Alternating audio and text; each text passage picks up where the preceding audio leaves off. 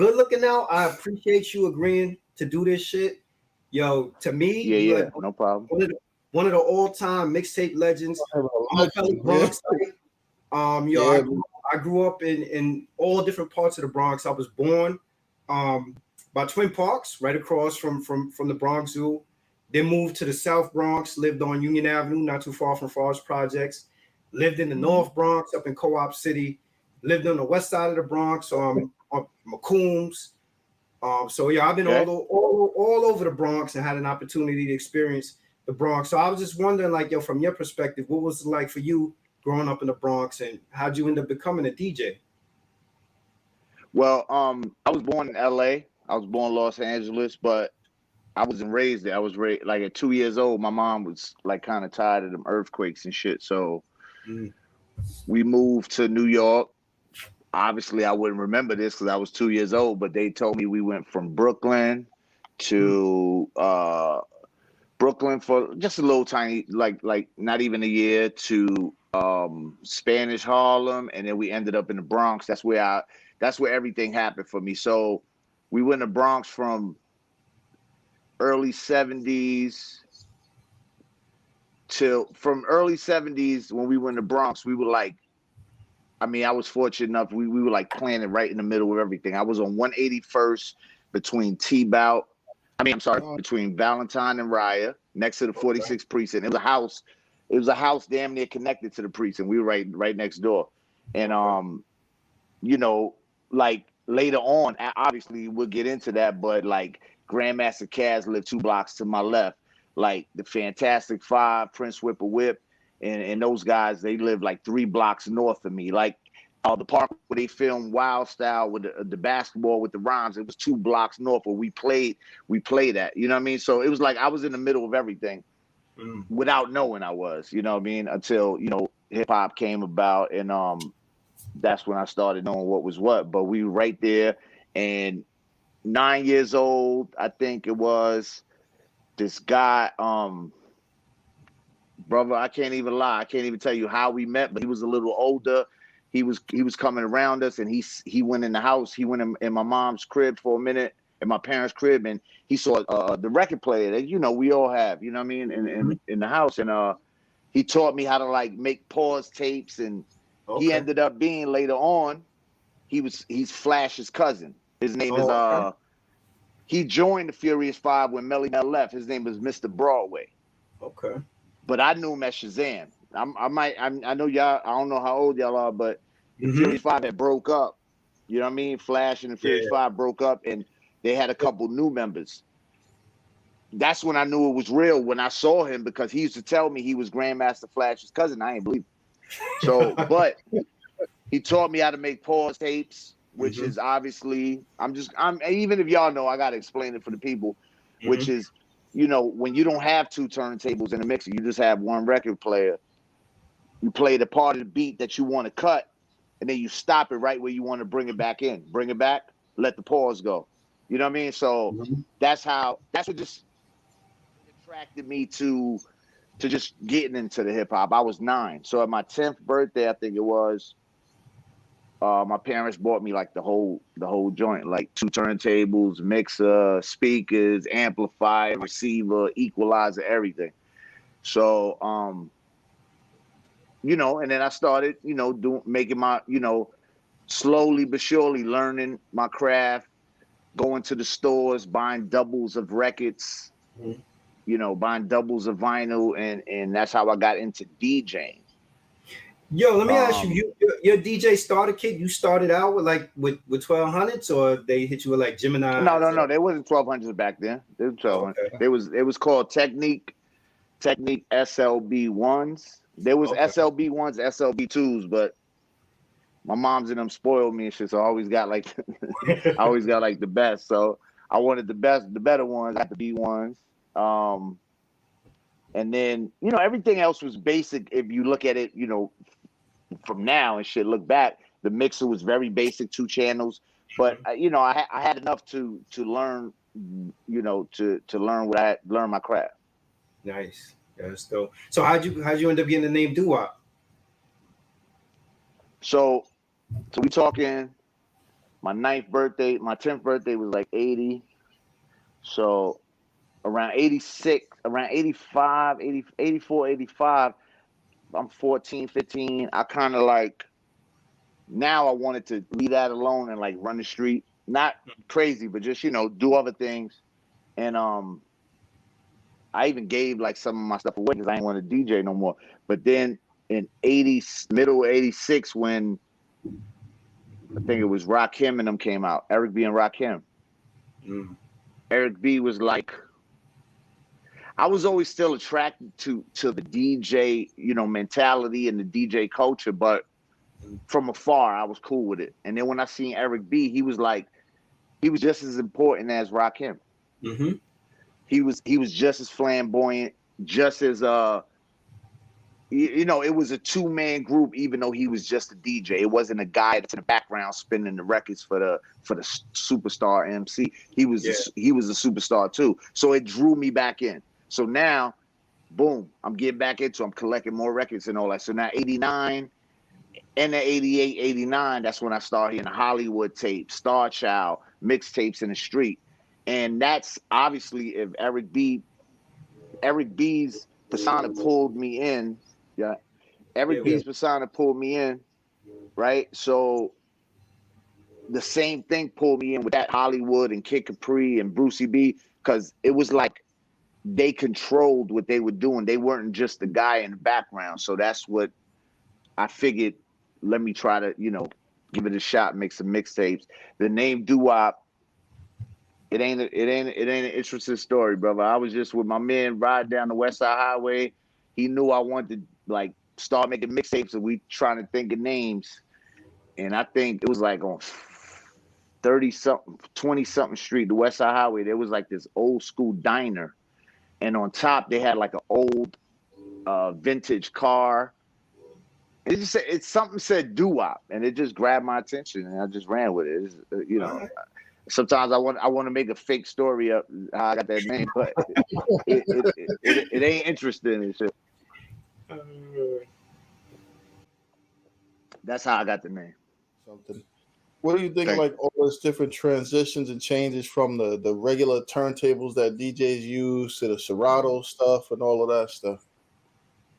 I ain't got no problem with it because it's obviously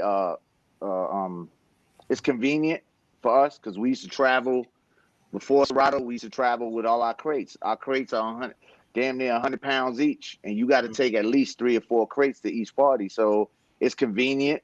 Some people who are younger and they start off on Serato, I have no problem with it because I would do the same if I was younger. But they should try to do their research and learn the turntable action and learn everything about the turntable, because there's some clubs that just don't have that. I mean, they all have Serato, but they don't have the controllers that are so convenient. Everything packed up into one. But I got 2 controllers. I have a smaller one that sometimes I need. I got a bigger joint, and then the turntables and all that. So I have no problem with it. It's dope. I mean, times change. You gotta roll with the times. It's all good. Yeah, we have Ron G on, and I asked Ron G the same thing about the transition, and I think he said that he had got like a sponsorship from somebody called like Trackator or something. He said. I remember that. He said initially he struggled with it. He was like, at first he didn't want to embrace it, and it took some time, and then he finally embraced it. But I get what you're saying, because I do think that it is a huge difference.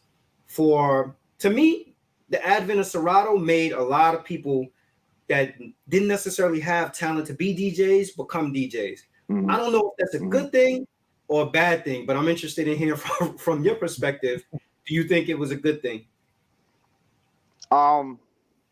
It depends how you look at it. Like, I think the guys that don't like that are the ones that are probably getting blocked from getting work by those guys. Like, in other words, the people that started on Serato or those celebrity DJs, like even like a Snoop Dogg and whoever. Yeah. They don't have to, they didn't do what we did, which was buy every record in our collection. Like, everything we have, we had to buy it on vinyl because we started so far back.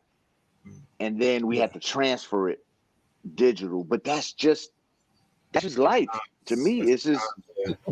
I mean, you can't. You know what I mean? If somebody's younger, what they gonna do? They're gonna start buying records just to prove to us that. So I ain't got no problem with it, and yeah, but there is a lot of the DJ market is flooded. It is flooded. Yeah. The other thing I look at also is like in terms of like the mixtape, like there was a shift to me in the mixtape game. Like I remember being younger, going out and getting mixtapes and like a Kid Capri mixtape was like going for like $20, $25. Yeah. And then towards sort of like I guess the end, when it became oversaturated, you get a mixtape for like $5. And it was like, DJ Uncle Johnny on the mix or whatever. Like what makes you, what led to that transition of going from where it was such a demand and it was 25, it went from $25 literally to $5. Yeah, there was a big transition. Not only even the price, it was the cover. If the cover was banging, it probably would sell more than a quality tape with a whack cover. Yeah. And what I think the reason for that, I'm not sure, but I tell you when it happened, around like 2001, around 2001, when artists start making their own tapes.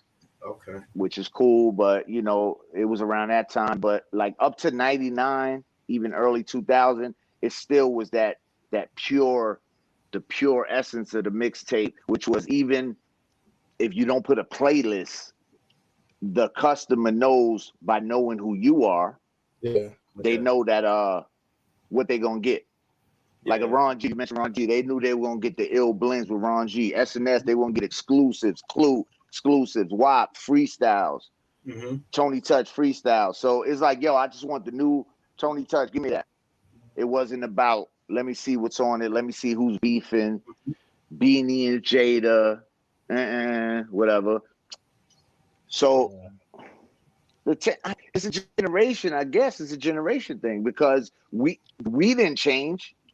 We still try to do what we were doing from, what you say, like 93 to 99. But if people weren't buying it, it come to a point where you have to be like, oh, well, I mean, I'll do a few for my core audience, but my core fans, but how much more can you do? You know what I mean? You got to make a living. So you got to figure it out. So like 2001 and up, the tapes might sound a little different even for me. They might sound a little different. I can't chase what I did in the 90s and try to do it in the 2000s if the audience is like on a different zone right then. So yeah, there was. I also think like you said, like that DJs had niches. Like you knew Ron G, you was gonna get a blend. For you, when I used to get the Doo Wop tape, I used to always look forward to, I'm gonna hit a freestyle at the beginning, even if it wasn't like a 95 live situation. I knew, all right, we're gonna get that intro, gonna be crazy. It's gonna be wild. Right. Yeah. Snaggle Push, Unique, whoever it is. You look forward to that.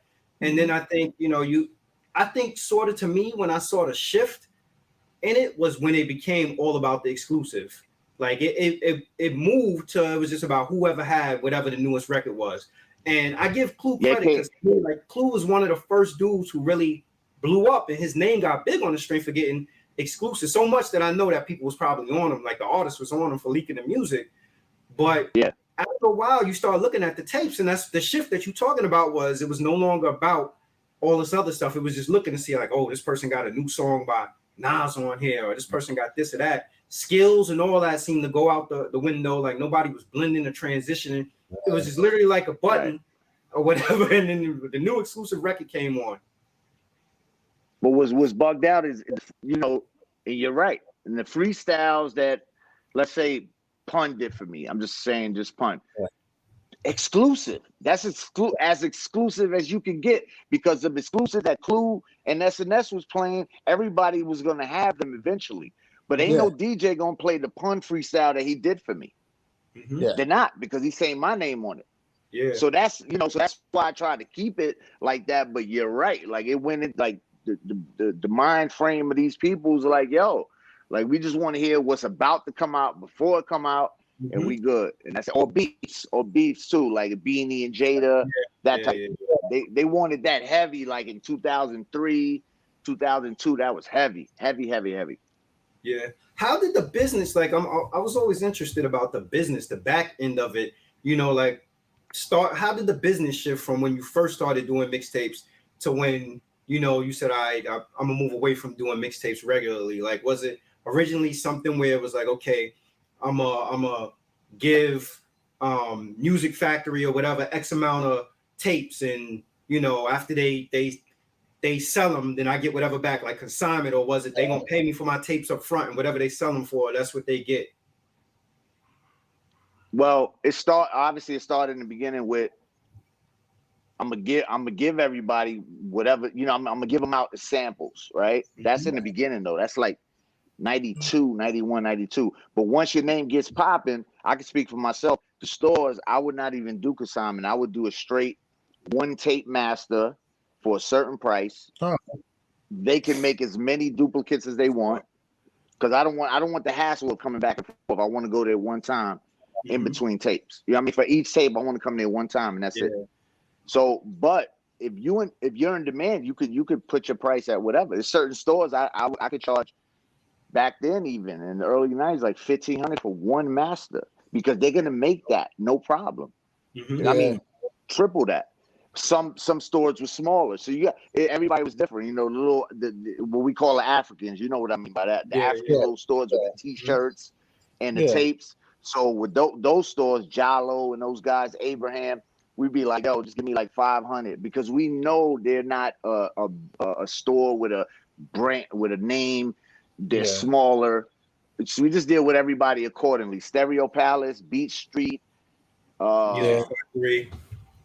Music Factory. Those guys, you know, they had crazy bread, so we deal with them accordingly. But it was like that. I never did consignment. I just did a straight master. And then in 96, I remember a tape I made, Summer Jam 96. That's the first tape I made CDs of also, besides cassette. And Clue was the originator of, well, as I remember it, he's the first guy to put a mixtape on CD. And it was great. It was mind blowing to me. I was like, oh shit. So I went to 59th Street, Central Park. I pressed up like 10,000 of those. Now, obviously, the cost was way more than getting blank cassettes, but it was worth it because you could sell them for $3 a pop wholesale. Now, CDs, you can't sell a master. You got to do the wholesale, right? Yeah. So you talking about you paying like 50 cents a CD and you getting $3 for it. So, you know, it's dope, because the store's going to buy at least 100, 200, you know, at a time. So it made sense. But after a while, then you had to start, when the internet came, you had to just, here's a free mixtape. You know, that's how it is, man. Yeah, it's evolution. Yeah, because when you look at it, like originally, like you were talking about early on, the price point comparatively for the time, think about it. You getting like $20 for, they were selling them like $20 a tape in the 90s. So you figure what realistic, if you look at the price point of 20s in the 90s, you talking about what would be like $100 plus tape right now. Exactly. So I mean, we struck, you know, we glad we was there at that time, because anybody always say, what's some advice, like an upcoming DJ to make mixtape? Like, now it's just a whole different ball. I couldn't even tell you, brother. Like, it's SoundCloud.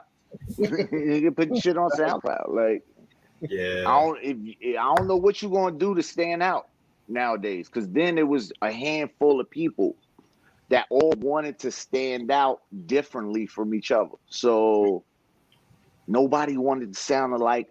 I was like, shit, what I'm gonna do? Ron G got the blends. This nigga got the fucking exclusives. So I want to do all of that and something else. So that's what I did. So now it's like I want to do what he's doing. So. Yeah, you make a good point when you say stand out, because I've heard two different DJs play the same exact records but get completely different response. What do you attribute that to? You mean like at a party or something? Yeah, like you or can on a mixtape. And a party. You could go to a party, you know, let's say you go to party A and you go to party B, and people have a similar set, but the DJ at party A, for some reason, people respond way better to than party B.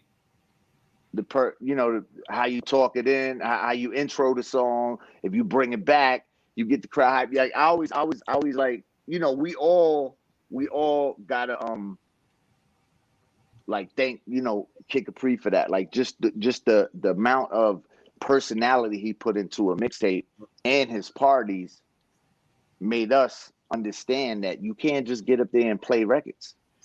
You got to do, you know, you got to stop the music sometime for a few minutes and talk to the crowd and work them into what you're about to play. Not just, oh, I'm nice, I could blend, I could. Somebody, they don't care. They don't care about that at parties. They don't care about that. A party DJ doesn't have to even do one blend or like a ill scratch at a party and still be like considered one of the greatest, because it's what he does to keep the crowd hype, keep them into it, take them from an East Coast set to a West Coast set without it being weird. Down South, take it to reggae. Like the transitions got to be crazy. I was never into all that turntablism, and I have nothing against it. I love it, watching it and hearing it, but I knew that mixtapes weren't going to be forever, so I have to learn how to be a party DJ, because I look at Red Alert. To this day, he's doing parties. You know what I mean? Like, he's still making a living off of parties. He's not making a DJ. He's not making a living off the radio. He's not making a living off of mixtape. He's making a living off of parties. Yeah, and that's what we do. My father-in-law, one of his favorite DJs is Hollywood, and I had an opportunity to meet Hollywood because my father-in-law is a promoter. He does like different trips and he books talent to come out and play. And like one of his resident DJs is Hollywood, and I have to give Hollywood credit. Like Hollywood is DJ for a long time on the string for not, you know, he ain't up there cutting, scratching, and doing all these different things, but his personality, knowing how to engage the crowd. And I look at that, and I'm like, that, like from the Hollywood tapes that I heard back in the days, here we are 30 plus years later, and he got still similar routines he doing that still go over and still rock a crowd. Yep. Most turntablists and stuff like that are like, they'll go into let's say they get booked for a party, they'll have a set ready and they'll just keep their head down and do it no matter what's going on. You got to look at your crowd. You got to see what's going on. You might go there with a plan, but you got to have a plan B and a plan C, because you never know. I'm doing something this Saturday in DC that I really don't know what I'm walking into. So I got to be like, I got to be prepared. I can't just go there and just be like, y'all gonna listen to what I'm gonna do and that's it. I gotta give them what they want, you know. But they hired Doo Wop, so I got to be Doo Wop while I'm doing it, even if it's me playing a Cardi B song or whatever it is. I got to still be me, but give them what they want at the same time to keep them in the building, keep them on the floor. Facts. Yeah, kid. So looking at today, who are some of the DJs today that you think are pretty good as far as like, you know, rocking parties and stuff like that? Some people that you say, all right, these guys really was putting good work. Not sure if, you know, I'm not sure if y'all know these guys, but it's some like uptown guys from New York. Smooth Ski, awesome. DJ Knuckles. They might not be like new, but they do it all though. Like they could do a club for 21-year-olds and murder it, you know, for 3 hours straight. So these guys, LA Love, like these type of dudes, man, like just who still come from that cloth that we're from, but understand that they gotta do it all instead of sticking to that same, oh, I'm just gonna be an old school DJ, I'm just gonna do this. Nah, they understand, you know, what they gotta do. Yeah. Because that seems like a huge transition, because even like if you listen to the music that, you know, that we used to listen to primarily and what the kids listen to now, it's like light years different or something. So being able to bring that together and it's a challenge. So it's a challenge for sure. It's a challenge. Man. Yo, legend has it that I mean, but just like, but if it's all right, if I got a 9 to 5 and that's my way, and I'm just doing this to do it, then it might not be a challenge. But I have to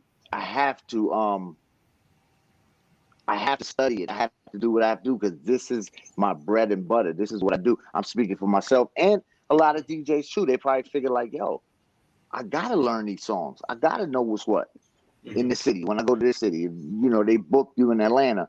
Obviously, they didn't bring you down there to play Atlanta music, because why would they do that? pay you all that money, fly you, put you in the hotel, but Mm-hmm. you're still gonna have to have that set in place, at least 20 minutes. Yeah. Yeah. Mhm. So you got to study Yeah. it. Yeah. The note, yeah, you got to be able to know your audience. Yeah, I was gonna ask you, is it true that didn't you have like a couple of record deals also on the strength of your mixtape raps? So Yeah, what happened with that? Why we never got the Bounce Squad album? 90, 93, 94. I put out back then when we all used to put out our own records, like press up like 2,000 pieces of vinyl. I made a record called Bounce Master, and Hit 'Em in the Head was on the Hit 'Em in the Head was the A side, Bounce Master was the B side. It was me rhyming. This guy, Beat Man, who worked with Bismarck, did the beats, and it grew some attention, and Virgin wanted to sign me to a solo deal. I signed the record deal. It was for $250,000 to make an album, 3-album deal, and it would grow. The budget would grow each album, and then while we did the paperwork and I signed. I was about to get the advance, and then the A&R got wind of the Bounce Squad. Bounce Squad was already popping on my tapes at the time. So he got wind of the Bounce Squad, and he told the guy that owns the label that was under Virgin, which called New Tribe. They signed the Loonies at this time, and they signed Doo Wop. He said, yo, this guy got a crew of MCs. Let's sign them to the same deal. Me not knowing the business, about 22, 23 years old, I ain't know what's going on. I let them sign to my deal. Instead of saying, nah, let me keep solo. Sign them separately so we get more bread and we can split. Nah, I just said, yeah, it's cool. We split the advance. They signed me, Snagglepuss, and Unique. They said they're going to give an option to Rev Gotti and the other guy, all that. So, what happened then? Oh, they wanted to move us to Cali for like 6 months or a whole year to work on our album. Put us in the crib.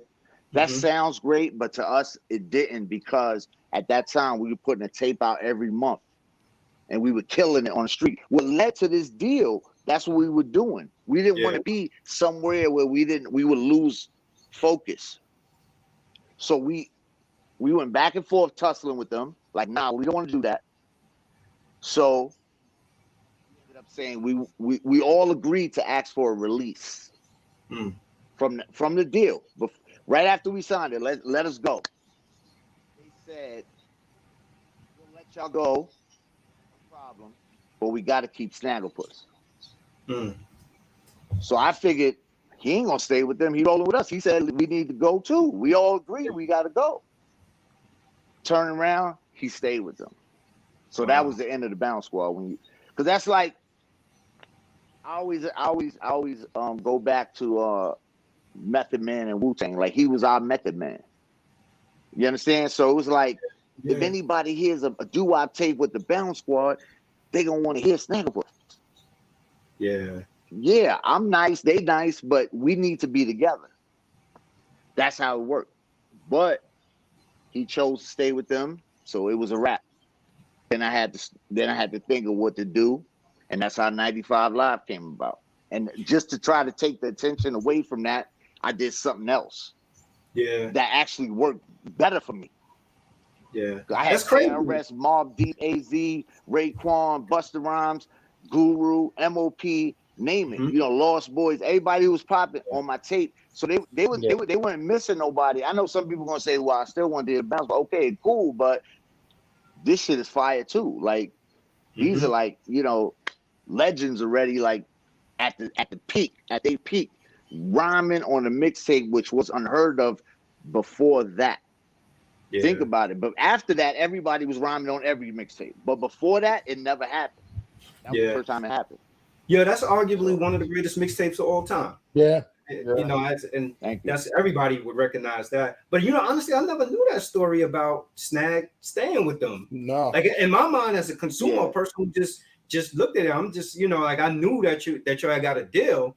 I'm like, all right, I know we got a deal. We're gonna be hearing some music soon or whatever. And I noticed that Snag was gone, but I really didn't, because truth be told, like he wasn't my favorite MC out of the crew. You know, he had punchlines or whatever. He was nice, but he wasn't my favorite MC. So it wasn't really like a big shift or anything for me or whatever. But I guess, like, did y'all ever work through that? Like, did y'all reconciled or?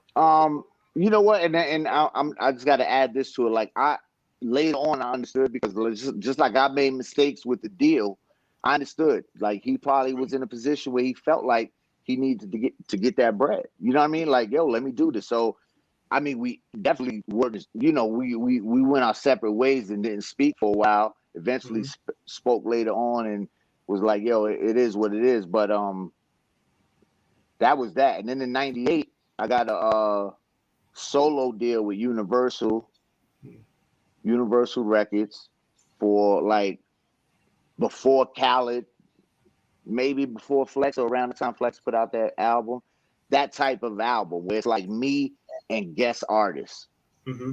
And as I'm putting the album together, I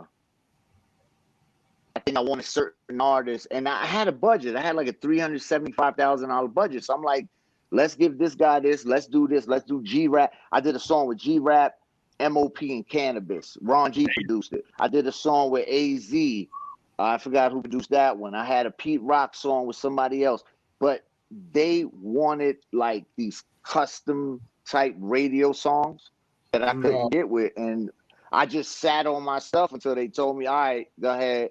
We're going to let you go, because I was not going to put out something that wasn't going to represent me.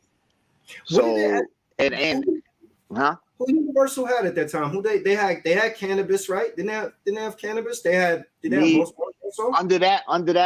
Under Crazy World, Universal was Cannabis, Lost Boys. That's it, I think. I think Cannabis and Lost Boys. So what was it? The success that Lost Boys had that made them? Because the Lost Boys had a lot of commercial success. That's what they were looking for. I'm not sure. They just want, I guess, a DJ album. They wanted to be some other shit. They had a vision for a DJ album that I didn't, and I rhymed myself, so I didn't want to, like, be like, I'm not gonna sit back and just collect songs and just talk over these songs that I didn't even have a part of making. Like, I had like an ill vision, you know what I mean, for the songs. Like, even when I was signed to them, Cash Money was brand new. They just got signed. Nobody knew them yet. And I heard Juvenile, and I know, you know, he's not an ill lyricist or nothing, but I just heard something in him that I wanted him on the album over, I think it was Top. I wanted somebody to chop up Top Billin', Milk and Giz, and just have Juvenile just going crazy on it, because he was about to blow. And they were like, but he wants $10,000. And I'm like, give it to him. You got $375,000. It's my budget. I got to pay it back. Give it to him. Nah, it ain't worth it. It ain't worth. The guy that signed me is telling me it's not worth it. And I'm like, all right. Yo, but that's, so I mean, just sat on it. $10,000. And this was clearly before Juvie had Ha. Yeah. It's before he blew up. So they were looking at it like, we don't even know if he's going to blow up. But in my mind, I'm like, this dude got songs. I heard him because I was getting, like, you know, the upfront music. Like, cause I was down with the label, so I'm like, yo, just get him. He's gonna go crazy. Like, we gonna be glad, you know. It's gonna be worth it. And nah, they didn't want to do it. So so here's another thing I'm trying to connect. You said this was '98, right? You said like that. 98. There was a point in time where anybody, I feel like, who had a halfway decent name, if they came out, they was gonna get like a gold album. Like, there was so much support. Sales was through the roof. It was before the internet started popping and people was getting music or stealing the music from people. And $10,000 was considered a lot to give a guest. Yo, I remember G-Rap, but I heard this. You see, I prepared myself for G-Rap because there's certain rappers that wouldn't even ask for nothing just on the strength, right? Just like, oh, they respect you. That you done played their music and broke some of their music on mixtapes, they'll do it. Cannabis never charged me a dime. MOP never charged me a dime. AZ never charged me a dime. G-Rap wanted, I think, $5,000. I still didn't think that was a big deal. They gave it to him, but it was like pulling teeth. You know, I was like, this G-Rap, and give it. He might need it right now for some reason, or he just got going. Just give it to him. Just give it to him. And I didn't understand it, bro. It's like, it's like you can't do nothing because you're signed to them. They have a word, they have the last word. And so then when they called me and told me that, oh, they're not gonna shelf the project because I never turned songs in, I kept them. When you go to studio, when you're signed to a label back then, you're supposed to send the master. The studio will send it to the label, and you take a copy home, but they have the master.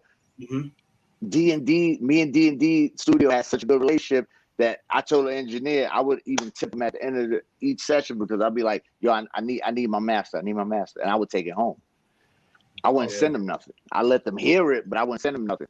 So I always had that in the back of my mind, like you never know. So I remember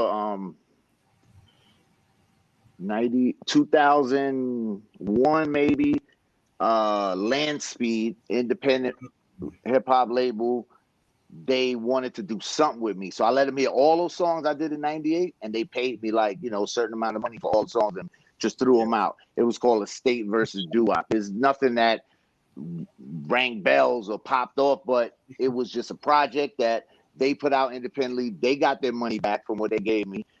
At least I was able to let some people hear them songs. It was, there was, like I said, the Cannabis, MOP, Fuji Rap song. There was a few joints on there. Cameron and Beanie Siegel. Damn. A few joints. Yo, so for that kind of budget, if they don't want to pay for guests, I guess maybe they figure, all right, we signed in a DJ that's popping. He gonna get guests on the strength of it. What were they thinking, that they was gonna use your budget solely for promotion or something like that? Because that's just poor business. Doesn't make sense, right? $375. That's enough to do everything. That's enough for guests. That's enough for production.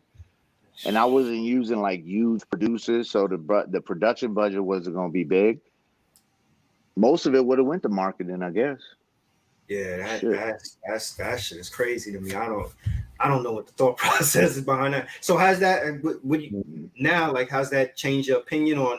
We don't need record labels now, but the recording industry, like, are you at a point, like, were you at a point after that where you're just like, yo, forget a record label? I don't never want a record deal again. Yeah, after that, around that time it did. It was like, I just keep grinding, doing, the party circuit, the mixtape circuit at the time, because it could leave a bitter taste in your mouth, like, so you don't want that to happen. So let me go back to what makes me happy, to what makes me bread at the same time, and I like doing, what I'm a preacher, because I can't deal with all. That's why I never fucked with radio. Like, I can't deal with all that, the politics, play this, but you can't play that. It makes no sense to me. How you gonna set your, this is your legacy, and I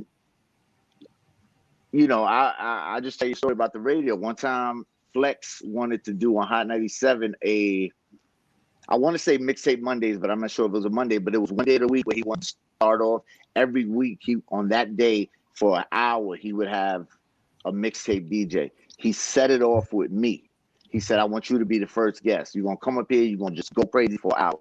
Cool. I get up there. I start DJing, and it's going to be probably 2 breaks, 20 minutes, and then another 20 minutes. So I'm going to have to stop in 20 minutes. I'm up to like 18 minutes, and I look through the glass, and he's on the phone looking stressed out. He's on the telephone.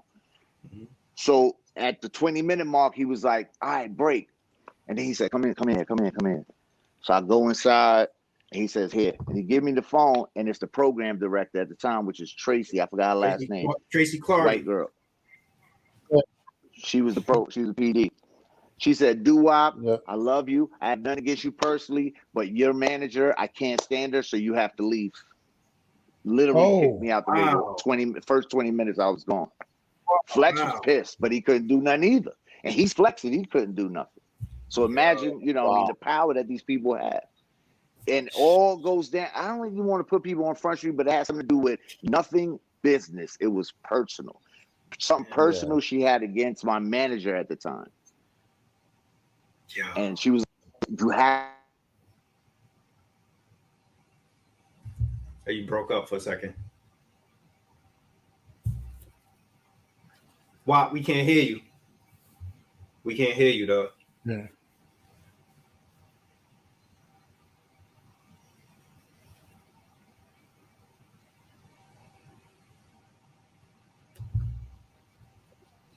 Can you hear us?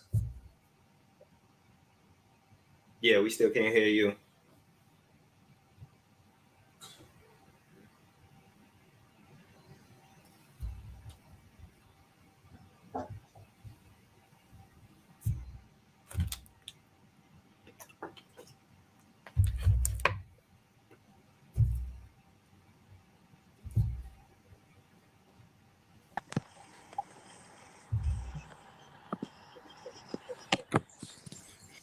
All right, we can hear you, but now we can't. It look like it's coming back.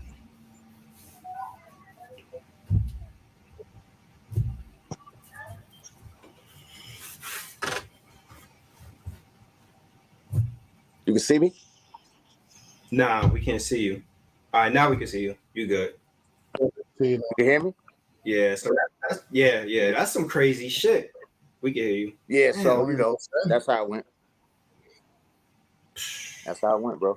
I mean, it's a lot of stuff, it's a lot of things, but I guess you gotta like. It's kind of good those things happen, so you don't expect, and you don't really mess with certain factions in this culture, because I never had like, even especially after that, I never had the like I never wanted to be on radio because of that. I'm like, yo, that's Flex, and she's telling him like he should have been able to shut that. He wanted to, so I'm not dissing him, but what people want to hit, they were like, yo, shut it down. I don't like his people, so he got to go. And I was like, I ain't doing it. Yo, that's damn, yo, that's crazy, man. Yep. Speaking of Funkmaster Flex, I don't know if you saw. It's probably like a couple of months ago. Funkmaster Flex, he was on $1 million worth of game with Gillian Wallow, and he was talking about how I guess younger rappers don't follow older rappers' lead. Do you feel as if younger rappers have an obligation that they should have to follow older rappers' lead? What do you mean by following the lead? Like doing a history and shit, or just something else? I think he meant like doing a history. I think he meant like learning the business or learning from their experience in the business. And the way Flex was talking with conviction, he felt like that, like that's hindering some younger rapper success. It's hard because the way we came up right smack in the middle. We were dropped right in the middle of it in the beginning. So Flex, he's even older than me. So I could probably speak for him a little bit. It's like we were there when we were almost forced to understand who were the older guys that were already doing it. Because there wasn't so much access to so many other things. Now there's like even, I want to say this guy's the 6'9". Like he blew up with his phone. Like he just started making viral videos. He didn't have to take those steps. So I'm like, how do I feel about it? I don't really care. Like I don't, like, because you can't force these kids to do something. Now when they start talking sideways and start like, fuck that. This ain't the 80s. This ain't the 90s. Yeah, that's cool, but there's a lane for everybody. Like even the older guys have their own lane right now. I see these older guys, some the Brand Nubians and all these other golden era cats. They touring more than ever right now, even during COVID, because there's a lane for that. So, what do we want these younger kids to do? Some of them pay homage by even fashion wise, what we used to do. Remaking stuff. So I have to watch it, to kind of understand what he was saying. But it don't really matter to me, honestly. Yeah. Yo, I asked Master Ace about that. I said, would he have preferred to have had the career of Young Jock, who had that one big hit record, versus his career? And he was saying, he was like, he said there was occasions where he did wish that he had that one hit record, but he said that he probably feel like he would already blew all that bread already. But now if you look at a dude like Master Ace, got a career on the strength of touring. Like if you even think about what he's doing overseas, he's killing overseas. And Master Ace, we talking about a rapper that was probably his peak was probably like, you know, maybe like what, late 80s to early 90s. Early 90s, And he's a great performer too. You know what I mean? Like that all counts. So, you know, if anything, the young kids should look at the performance aspect of the older guys too. Of some of them, obviously, like a Master Ace, like a KRS, who, you know, improvise on stage, and instead of just going out and doing that one hit record, they do a lot of stuff to keep the crowd engaged. So maybe that in that way. Now that you say that, I think one of the things though, like for us, you know, as like the older generation, what sometimes to me makes it difficult for I think the younger generation to want to embrace the older generation is, let's be real, there's more money probably in it now than what was in it before. So if you look at a dude like, you know, Big Daddy Kane and the KRS-One, the performance they put on the other night on Verzuz, and what they've probably made in their career versus some of these newer dudes, like a 6ix9ine dude, like you was talking about, a dude like that who just cashed out and don't have probably a pinky of the talent that they have. There is a little bit of resentment around that. But to me, that's all about, like, you know, like the continuum of when you actually come in the game. And from then to now, the industry has figured out, I think, far more ways to how do you monetize this music, right? We got streaming, we have merchandise. You know, you have the show money is more. So it's just, I think that's sort of like the conflict that prevents us from being able to bridge the gap. It's true. It's true. I mean, everything you just said. And speaking of Verzuz, what's y'all take on that, man? Please tell me. Yo, I started off this conversation by saying, I was born and raised in the Bronx, so that should tell. I gotta go. Tell you where I'm at with it. I think. And I've had an opportunity to meet Big Daddy Kane also. I love Big Daddy Kane. I think Big Daddy Kane to me is one of the illest lyricists of all time. But I think KRS-One's performance on that night, his approach to it in the form of a true battle, to me, I feel like he kind of edged Big Daddy Kane. Really? That's his element. And I know I'm a diehard Big Daddy Kane fan and a KRS fan. And I asked like casuals, I was like, 20 Big Daddy Kane songs.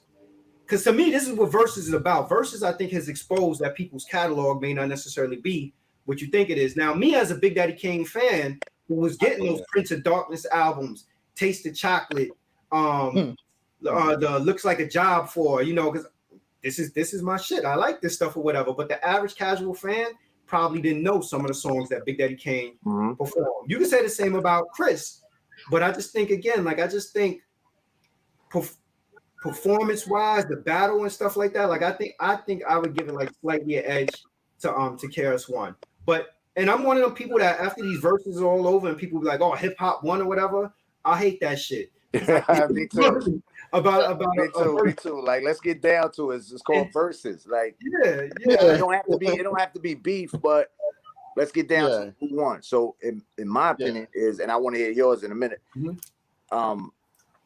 Big Daddy Kane's performance to me was better because he had the breath control. He said every word. Now, now let's go back to let's tie in your last thing.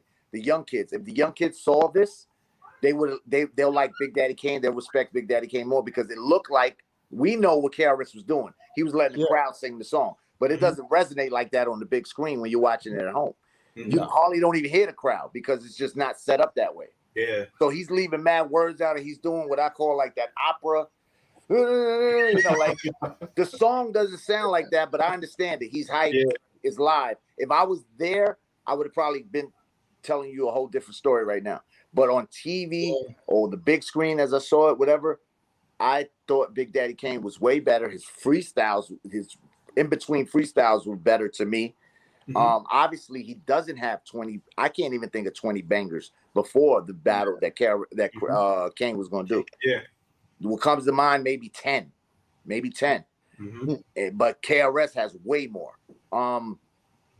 So I was like, KRS is going to kill him. But some of that, and then they didn't engage each other like I wanted them to, but that's a whole nother story. Kane's performance was right on point. He was Kane. I mean, he's not gonna go crazy and jump back and forth, run around the stage like Chris, but his breath control was sick.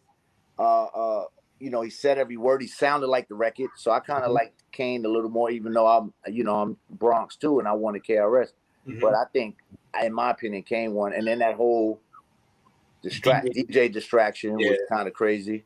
Yeah. I think Mr. C should have been there because Mr. C is great on the mic. And if you got Kid Capri, who's 50% of his show, the reason our 50% of our show is the mic work.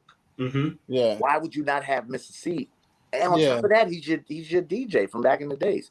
So I thought that right there was a fail from before even all that stuff happened. I think Mr. C would have did like a technician DJ. He would have called audibles. They wouldn't have stuck to the list. We're gonna do this, that, and that. No, oh shit, he did that. Yo, let's do this. Let's do this. That's what they do. That's what technician did. In between, they were like, yo, get them R&B joints ready. That killed Jules Santana. When Joel Santana, you ain't got no R&B records, and the next you know, they had that in the chamber. They're like, okay, now let's do it, and he knows exactly how to throw it on. And Scratch is one of the top, maybe top 3 DJs, living right now. But it's still, you have to have that. Scratch is on some executioners. Mr. C is more rocking the party. Right. So in the battle, that's perfect because you know when to hit him and how to hit him. Yeah. The opposite, which you said, is what I thought. I was like, yo, Kane is gonna. My mind was starting. I'm like, yo, damn, Big Daddy Kane is probably gonna give Chris the work. But then afterwards, I'm like, yo, and I get what you're saying because the breath control I think was a real issue for me too. Yeah. But it was something about KRS energy that grabbed me. That I was like, yo, I'm gonna go with KRS. It may have been nostalgia. It may have been the rooting for the home team, of course. But the other thing is and the other thing, I've seen Big Daddy Kane perform so many times. Yo, to me, Big Daddy Kane, even at this point in his career, that dude is the consummate professional. Like, yo, he just any show that I've ever seen him, I've seen him at BB King's, perform with the Juice Crew. They did the Juice Crew reunion, flawless. Like the dude don't miss one word. But you see when he stopped it, he said, "Hold on." He's like, Swish, you see what I meant? Why I wanted to battle him, right? Yeah. What he was basically saying was, you see why I didn't want to battle Rakim, because Rakim doesn't have that energy on stage. Yeah. He's Rakim. No. He's the laid back. He's the god. He's laid back, but he was basically saying that because that's the battle that they wanted to do. And he was like, you see why I want to battle this guy? Yeah, I had an opportunity to see Rakim live before too. Rakim was doing Eric B for President. Actually, I seen him at Radio City Music Hall, and at the end, he kind of like fell out on the stage from being out of breath. But it's a great performance. But like I said, I seen Kane at BB King's. My father-in-law had hired him, and he performed in DR. Like, dude is just consummate professional. Like, just. And that's it. He represented that night. Like, yo, he's well polished. And I agree that they stuck tight to the set list. And I was a little disappointed in DJ Scratch though. I'm like, yo, what where are we going with this? Like, to me, it became like petty. It was like, yo, what are you doing here? Like, yo, let's just get back to the music. Yeah, that's bugged out because I know how close them two are. And but like Kid said in a Sway interview 2 days ago. He said that they always been friends, real close, but in the last year they haven't seen eye to eye on things. So that shows you right there that something was going on where it was going to be, it makes sense to us now that Scratch wanted to just get at him for whatever. Yeah. But Scratch put out a video today or yesterday that says that Capri started it by doing that verse freestyle. And dissing Kane. He didn't diss. I didn't hear him diss Kane. They were answering Scratch for what he did, and Kane was like, "Yo, you got something for that kid?" And KRS was like, "Nah." I watched it back. KRS was like, "Nah, kid, let's just do the song," and they did the song. So after that, after Kane acapella freestyle KRS, he was like, "Let me just spit some bars," and he was really getting that Scratch. It didn't probably resonate like it should have, but that's what he was doing. But everybody, he's trying to put I guess it's the narrative that's out there is who started. that's what they, Yeah, it was. I thought it was unnecessary. Kiana, who'd you have winning the battle? I thought, I thought it was KRS-One too, but I think the Locks kind of raised the bar on a lot of this stuff did. as far as the showmanship and having to do, like you said, with technician and stuff. And thinking back at it, it put it as it wasn't by a lot. It was close. It's probably just that home team edge because it was clear, like you said, Wilson KRS-One definitely wasn't right with his breath and different things. Like Kane was out there executing. Like you could have went back with Kane, like Wilson going back in the day. He could have just got Scoob and Scrap and did the dance routines and everything else. Yeah, it was awkward where he just got Scrap out. Yeah. Like, that was right, bro. Yo, did Scratch even come from? Who did Scratch came for? Was it the dude from Channel Live? Who was it that he came for? And told him you ain't been on stage. That's a fact. You ain't been on stage. I know y'all ain't been on stage in a long time. Y'all know how to act. But that's crazy because he DJs for them when they do the Hit Squad stuff. Yeah, that's mad. Like at BB King's, they did a Hit Squad. He was a DJ for that night, and he DJ for all of them. Yeah. So I thought he was a DJ. Yeah, but you know what? When you see footage of actual phone camera footage from people that were there, that's when you could tell how different the energy was because there was a song that one of them did. I forgot which one, Philosophy maybe or whatever, but it looked different when I watched it on that app. You know that whatever that app is on Fight TV, whatever. It doesn't resonate the same because when I saw it on the phone thing, people were going bananas and you could barely hear the song. They were going so crazy in the crowd, but they didn't even show the crowd. They could have did that too. That's like another element they could have did to like just show people what's going on. Yo, I'm gonna tell you, I watch a lot of the times I watch the Verzuz. I like to watch it through Instagram because to me sometimes the highlight is the comments. The comments, right? Me too. But I kind of want to watch. I want to watch it on a big joint. Yeah. But I try to go back to see comments, but on Instagram Live, you had like about 2 minutes for some reason, like at least a minute. Oh, okay. So it was like spoiling it for me at the same time. Like, I already know what Kane about to do, even though KRS is on the screen. Yeah. Kane is already on. So I had to leave it alone, but the comments be crazy. Yeah, them comments be having me dying. And the after party of that, the after show when it's what's his name? The dude from Chicago, they used to play football, whatever. The guy that the comedian, first of all, what's his name? The guy that does Jay-Z and all them voices. Oh yeah, Avion Crockett. Him, him, and the other guy from Chicago, the other guy that was in he does those videos when he's playing like a sample or something. He thinks it's the actual rap record, and then he start bugging out because he be in his car. I forgot, big dude. This big dude. Anyway, they imitate. They imitate like who was on. So they did Smooth B. My man Chicago came out with the big cape with the purple hat. I was like, how these dudes do this so fast? Like it was just on TV, and right after Verzuz go off, they go on live. I'm sure you probably had interacted with Smooth B a number of times. Smooth B's a good dude, yo. That's my brother. I just saw him last week. He was here in DC.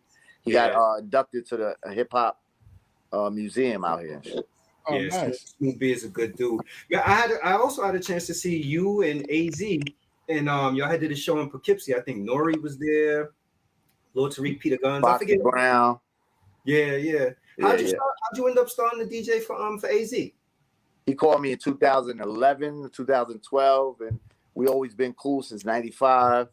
Always kept in touch, not like every day talking, but just kept in touch. And he called me 2011. Was like, yo, I'm about to hit the road. Like, yo, you busy? You want to go? And we went overseas for a bunch of shows. And ever since then, he just wanted me to just stay as his permanent DJ. So, and we're alike in a lot of ways. So we kind of we get along. Like we understand each other. Like I DJ for, besides AZ, I DJ for Guru from 2004 until he passed away.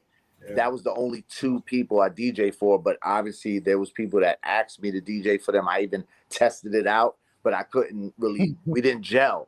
Like this one rapper, huge rapper. He wanted me to go. He wanted me down with his whole crew and everything. And I tried, and I seen how he treated me perfect, but the way he treated his crew, the way I couldn't be around that energy. Yeah. The way he talked to them, the way he talked to certain fans. Damn. Couldn't do it. And nobody would even know who it is. I'm not gonna say because I didn't rock with him. I rocked with him for one show, and the show was before the internet, so it wasn't even like televised or nothing. It was in Atlanta, and that was it. Yeah. And I couldn't, because I still liked the dude because he never did nothing to me. But it was just certain people that you gel with, and AZ is definitely one of them. Where we like the same shit. We don't like the same shit. We you know, we like to be low sometimes, and you know, shit like that. And we move the same. So it's like easy. It's like, you know, it's very simple to just pick up and be like, yo, we doing the show. We already know. Read each other's minds. We already know what's up. Yeah. Yo, that Do or Die too is fire too. Yeah, it came out good, man. He had a lot of songs that he didn't put on there that he's been letting me hear over the years. Yeah, even a joint with Nas. I still don't know why that didn't come out, but yo, you know what? That was like everybody's criticism. Like, yo, why is there not a track with Nas on it? Yeah, I can't speak for him, but I think it's not his fault. It's not. I don't think it's his fault. So I mean, you know, all the fans are hanging on, hoping that eventually they get that there'll be a Firm reunion album, or a lot of people like forget a whole Firm album.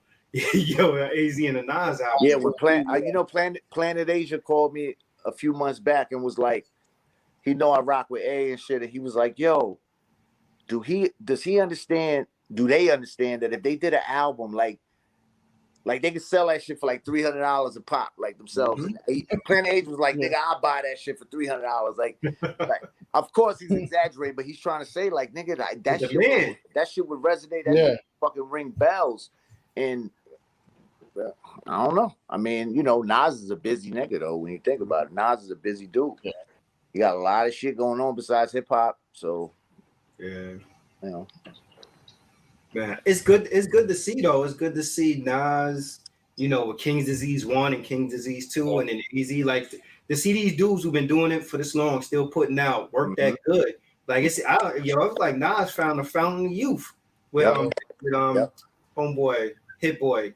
Yep. Shit. Yep. That was a good move. Because you know, a few things before that, I mean, I didn't like everybody knows Nas ain't the great beat picker or whatever you want to call it. Yeah. Cannabis was the same, as dope as Cannabis is. Even when we were rocking together in '98 on that same label, I would see him like turn down so many like dope beats and stuff. I didn't understand it. And just some dudes you just can't, you can't say nothing. He's like, it is what it is. Damn. Yo, so how'd you and Tony Touch end up linking up to form the Diaz Brothers? In '95, when I did 95 Live 1 and 2, like I said, it was the first tape with a bunch of rappers on it. Towards the beginning of '96, I think he came out with 50 MCs. I didn't know Tony Touch at the time. I knew who he was. He knew who I was. We never met. The tape that I made after he made 50 MCs, I took a shot at him without saying his name. I said something to the effect of, it was like, niggas try to imitate my tape, right? But I said like a few lines that anybody who knows what's going on would know that I'm talking about him with that 50 MCs tape.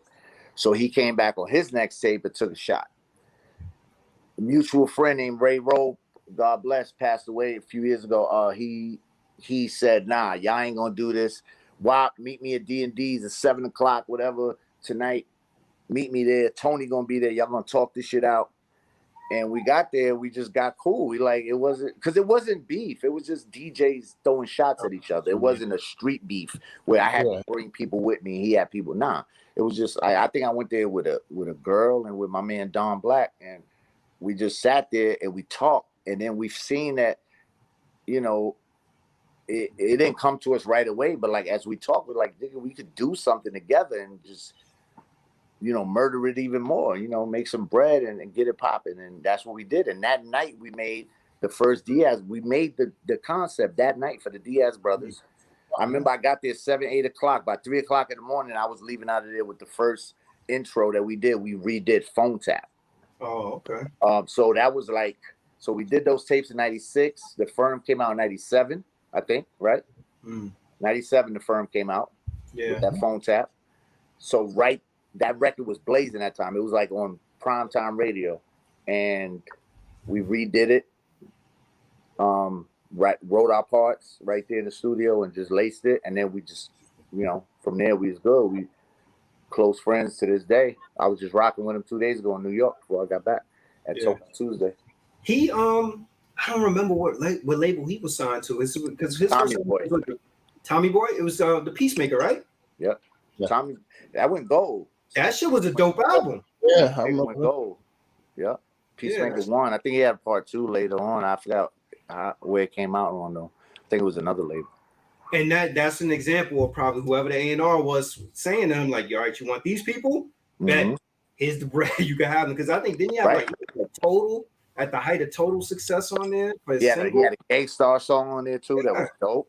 Yeah, the album was hot. Shit. Yeah, Ken. Hey, but so with all the stuff going on, where you with him in the different places? Because with him, you traveled the world. What places do you really enjoy going to DJ? Like, what's the spots you like being at? I like going. Well, I haven't been overseas in a while, obviously, because of the bullshit. But Japan, love it, love it, love it. The flight is long, 13 hours, but it's just the appreciation for like hip hop. I could play something new and they'll know it and love it and go crazy, and then I could play Come Clean by J. Rue the Damager and they'll go crazy, and then I'll go back to a Mace record. That's what I'm trying to say. Like their range is so like broad, like it's crazy. As far as in the States too, I always love going to North Carolina for some reason. Really? North Carolina, maybe it's like North Carolina is the first place that ever booked me out of town, like in the early 90s. Yeah, the first place. Like I was nowhere else. Like I was only in New York, and then all of a sudden, I get a call from somebody in North Carolina that had got wind of my tapes and wanted to book me. So it's like always. It's like that's probably like a more like a close to the heart, close to home type thing. That's why I enjoy it. But Japan, I would say is like number one, bro. Number one. I mean, I don't know how it is now because I ain't been in a while, but they have a club called Club Harlem. It's called Club Harlem, and that's where everybody, no DJ that like any DJ ever went to Japan is gonna be in there. It's right in Tokyo, in the center of everything, and it's just the club to be at, man. And that's where me and Tony did the live in Tokyo tape. That's on my flash drive too. Oh, wow. Yeah, you can hear the crowd because we set up the mic so we capture everything. And they go crazy, bro. Man, in Asia, they just embrace the full culture from DJing to rap to breakdancing to graffiti, whatever it is, fashion. They more hip hop than we are in the States. They got it. Yo, speaking of fashion, I see your footwear game, your kick game. You got a lot of classic sneakers, bro. You got Diadora, Fila. You got all the fly. You ain't see the Bally's I had on the other day? I did. Yo, I'm gonna tell you, I lucked out on those though. I lucked out on those. That I need, and if you know somebody or somewhere I can get you joints, let me know. I want the lottos. I want the old lottos. I want the old lottos too. I didn't get them yet.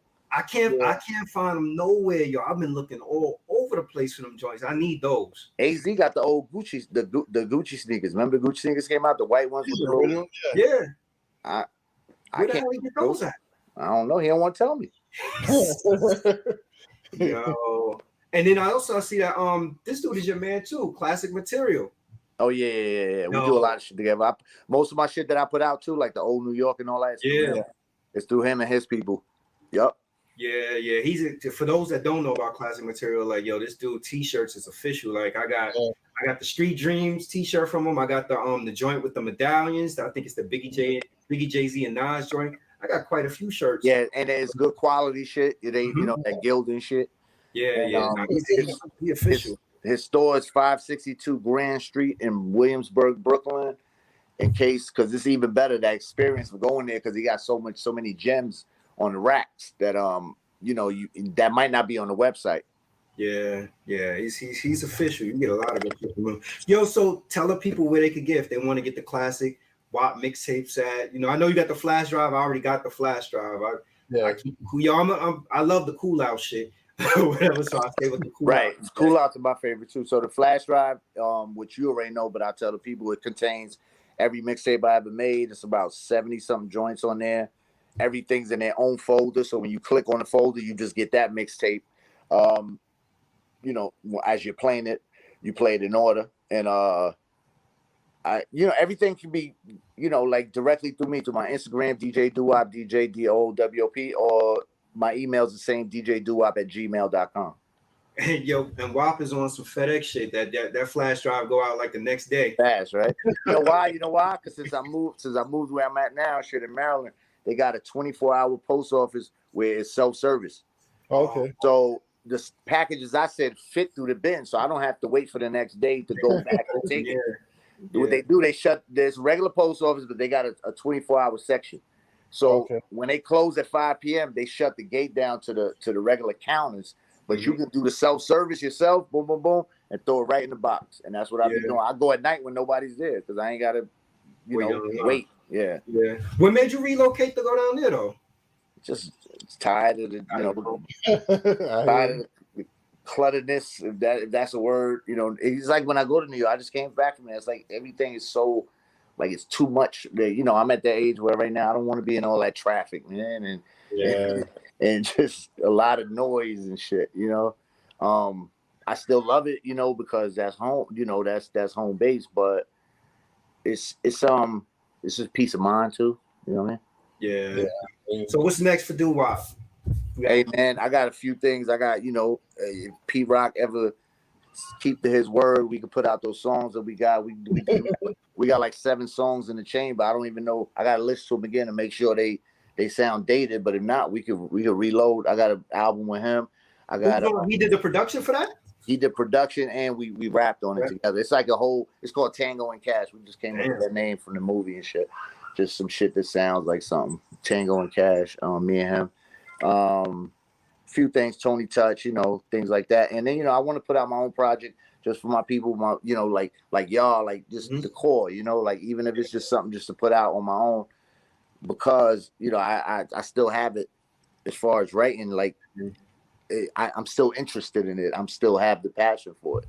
Yeah. But it's the right production that I be looking for. And if I do something, I don't want to just put something out just because, you know. I want it to make sense. Even if it's just one album that I finally put out just to tell us, you know, my story, things that we just spoke about in between. And it ain't for it won't be geared for this, I need that single for the club. Nah, it's just for my people. It's just for the people that followed me, because if they did, I mean, if whoever did, they gonna understand what I'm saying, and they might even appreciate it more.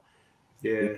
Everybody always try to make that, I need that club record. I mean, that's obviously, but I don't want to turn into that person that's reaching to do something. I'm not Fat Man Scoop, you know what I mean?